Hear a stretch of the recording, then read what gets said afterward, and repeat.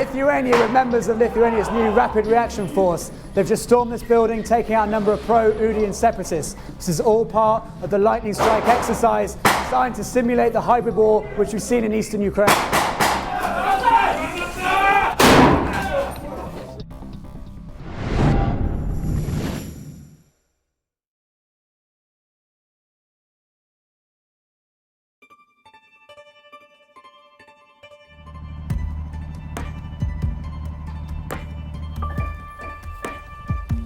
One of the guys playing enemy has come up to this position and informed us that they are going to basically set an ambush. There will be a kind of, little skirmish here, and we will look for the reaction from our own forces. But we do not know what happens next. Right? That's a part of the game. So that's one of the opposing forces' vehicles, and now there are some armed men now coming out of the vehicle and firing towards the rapid reaction force.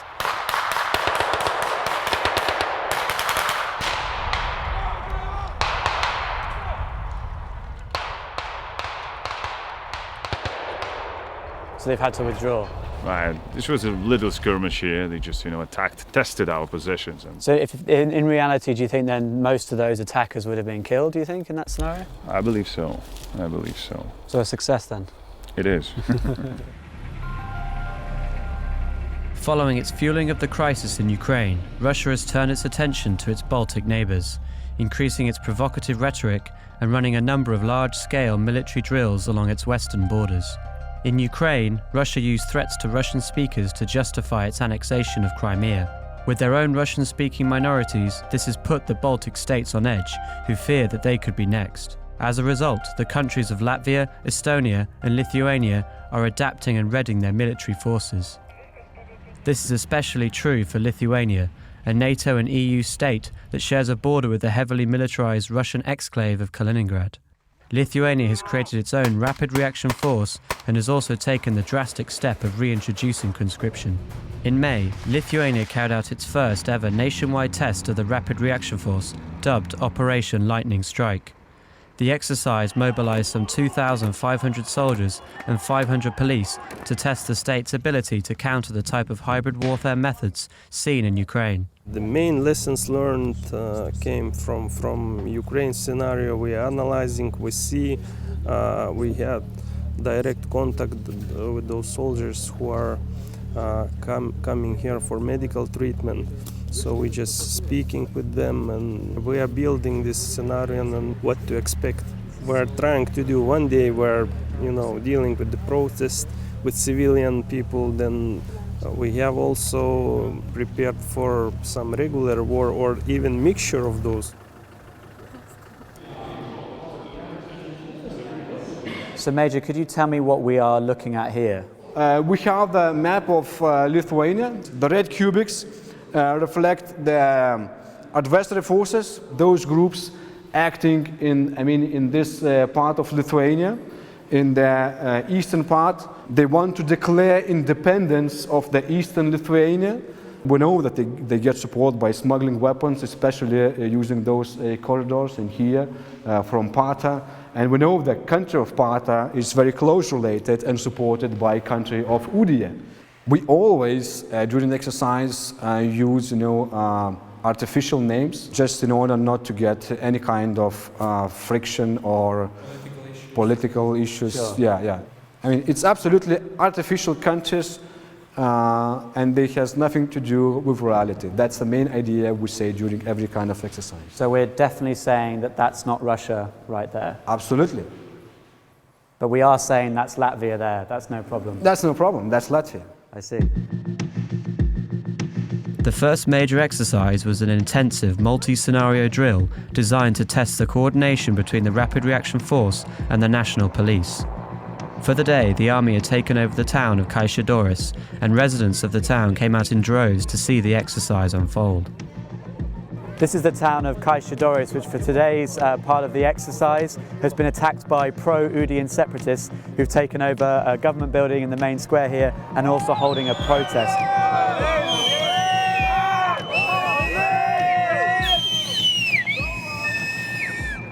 This sort of scenario basically mimics what we saw in eastern Ukraine and in Crimea, with sort of little green men taking over buildings, taking over infrastructure points, no one really sure who they are. And then obviously in the east of Ukraine we saw big mass pro-Russian protesters. So today we'll probably see a bit of how the police and the Rapid Reaction Force deal with those kind of threats.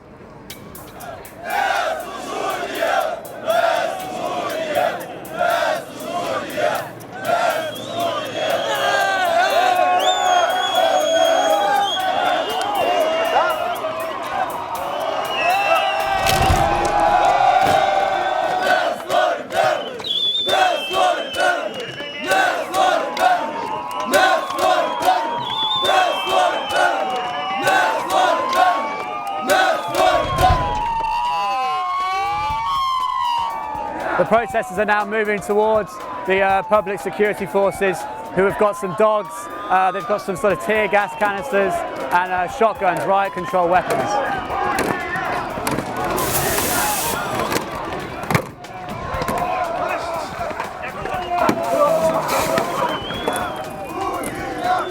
The police have now managed to move the protesters out of the main square. The guys actually playing the protesters, the pro-Udian separatists, are actually in the same unit as these guys.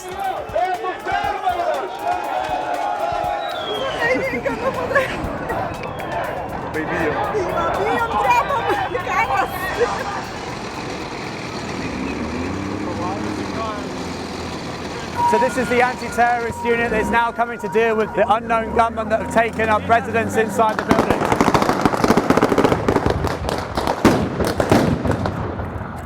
So the anti-terror police, the Aras unit, are now scaling ladders into the building to try and take the gunmen out who are firing from inside.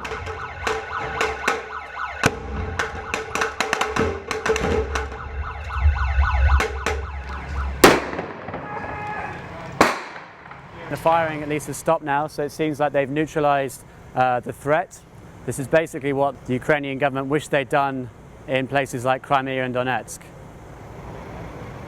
It's been a year to the day since we saw a very similar scenario in the city of Mariupol in eastern Ukraine, when armed insurgents took over a police station, and there were also at the same time civilian protesters on the streets. But what happened in Mariupol is that there was a massive clash, a number of civilians were killed, and the police station was basically destroyed and burnt out in a massive firefight.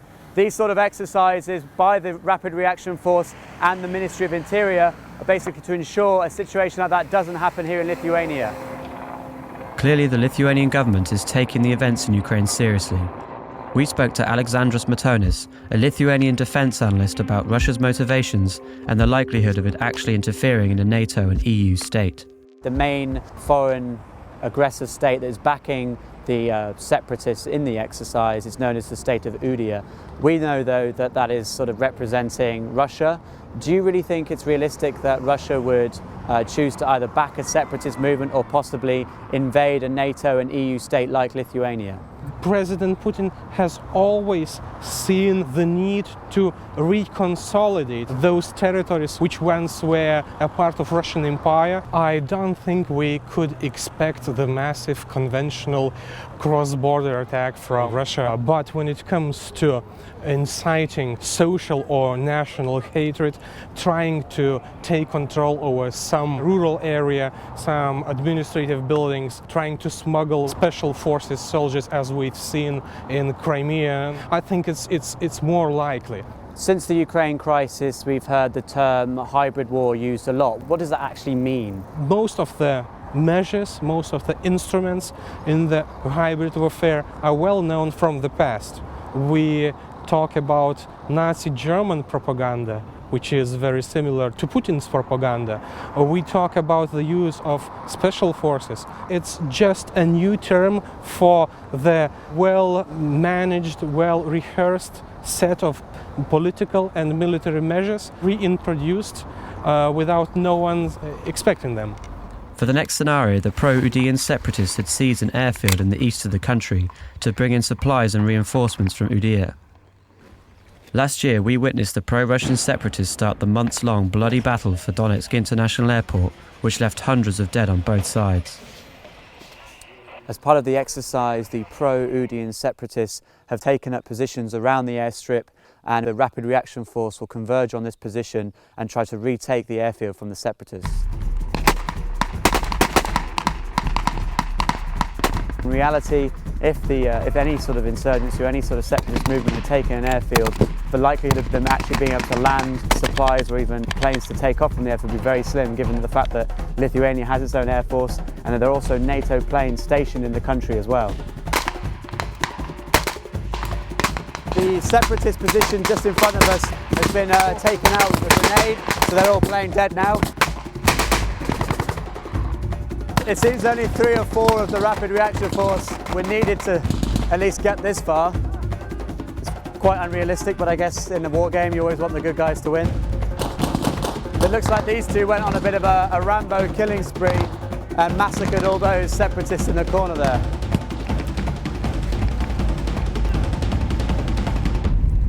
I guess that means mission accomplished. They've took down the Udian flag. So this is now the territory of Lithuania once again. Job done.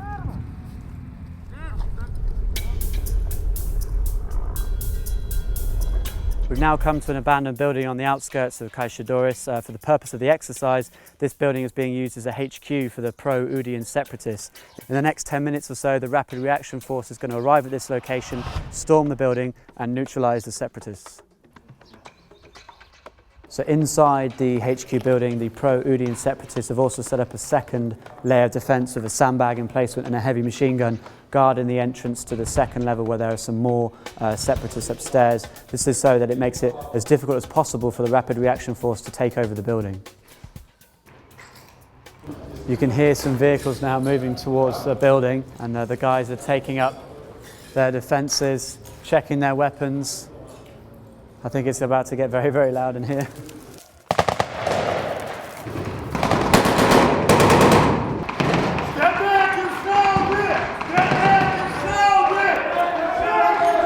They told on loudspeakers that your building is surrounded. You now have a chance to surrender and step out of the building with your hands up. Yeah. In other case, rapid reaction units will use lethal force. And now the units are coming in. They are surrounded from all areas and just closing in, taking positions behind buildings and stuff.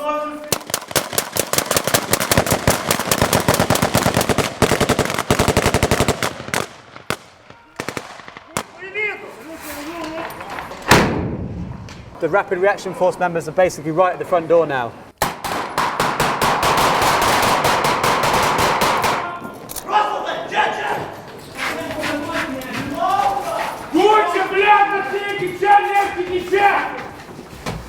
The Rapid Reaction Force members are now extracting their wounded from the assault of the building.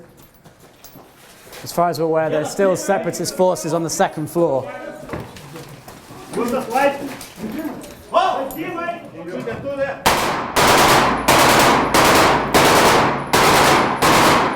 So now taking control of the second floor, where the separatists left alive group have barricaded themselves. This operation shows how difficult it can be for a military force to take a well-defended building.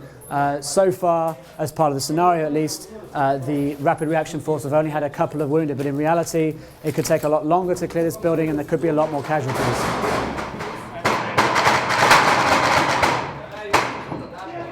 Basically, operation was a success. As far as I know, 2 of our force, Rapid Reaction Force troops were killed in action. The main struggle was this fire position with the machine gun in it.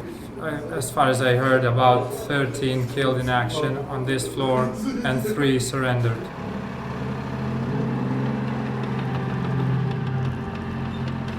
Operation Lightning Strike is now over. The Udian-backed separatists have been neutralised by the Rapid Reaction Force and Lithuania has regained full control over its territory. However, the chance of a Ukraine-type scenario happening here in Lithuania is actually very slim, given its small Russian-speaking minority. But in this unpredictable and volatile climate, the Lithuanians can't afford to be unprepared. Either way, the Russian forces over the border in Kaliningrad will be watching this exercise with keen interest.